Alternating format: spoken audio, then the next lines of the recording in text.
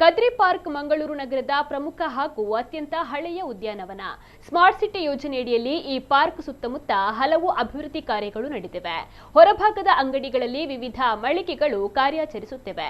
ವಾಹನ ನಿಲುಗಡೆ ಮಾಡುವವರಿಗೆ ಪೇ ಪಾರ್ಕಿಂಗ್ ವ್ಯವಸ್ಥೆ ಇದೆ. ಆದರೆ ಪಾರ್ಕ್ ಬಳಿ ಸ್ಮಾರ್ಟ್ ಸಿಟಿಯ ಮೂಲಕ ನಿರ್ಮಾಣ ಮಾಡಲಾದ ಶೌಚಾಲಯಗಳ ಕಾರ್ಯಾರಂಭಕ್ಕೆ ಇನ್ನೂ ಮುಹೂರ್ತ ಕೂಡಿ ಬಂದಿಲ್ಲ.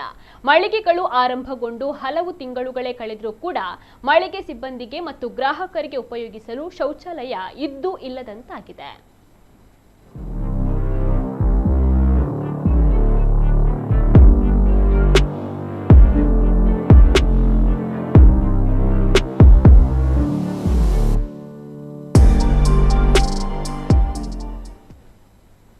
ಬಂದರು ನಗರಿ ಆಗಿರುವುದರಿಂದ ಮತ್ತು ವಾಣಿಜ್ಯ, ಉದ್ಯಮ, ಶಿಕ್ಷಣ ಇತ್ಯಾದಿಗಳಿಗಾಗಿ ಹೊರ ಜಿಲ್ಲೆಗಳಿಂದ ಮತ್ತು ನೆರೆ ರಾಜ್ಯಗಳ ಜನರು ಮಂಗಳೂರಿಗೆ ಅಧಿಕ ಸಂಖ್ಯೆಯಲ್ಲಿ ಬರ್ತಾ ಇರ್ತಾರೆ.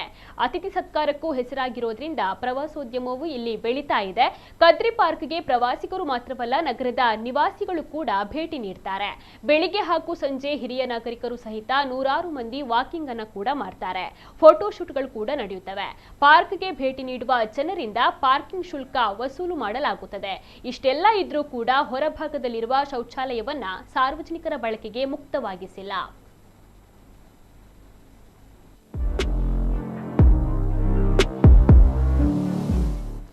ಶೌಚಾಲಯ ಇಲ್ಲದ ಕಾರಣ ಮಹಿಳೆಯರಿಗೆ ಹೆಚ್ಚು ಸಮಸ್ಯೆಯಾಗಿದೆ. ಪಾರ್ಕ್ಗೆ ಭೇಟಿ ನೀಡುವ ಮಹಿಳೆಯರು ಶೌಚಾಲಯ ಎಲ್ಲಿ ಅಂತ ಕೇಳ್ತಾರೆ.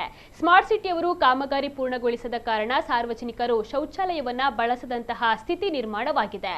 ಬಹಳಷ್ಟು ಹಣ ಖರ್ಚು ಮಾಡಿ ನಿರ್ಮಿಸಿದ ಶೌಚಾಲಯಗಳು ನಿರುಪಯುಕ್ತವಾಗಿವೆ. ಸ್ಮಾರ್ಟ್ ಸಿಟಿ ಅಧಿಕಾರಿಗಳು ಶೌಚಾಲಯ ಕೆಲಸ ಕಾರ್ಯ ತ್ವರಿತವಾಗಿ ಪೂರ್ಣಗೊಳಿಸಲು ಕ್ರಮವನ್ನು ವಹಿಸಬೇಕೆನ್ನುವುದು ಸಾರ್ವಜನಿಕರ ಆಗ್ರಹ.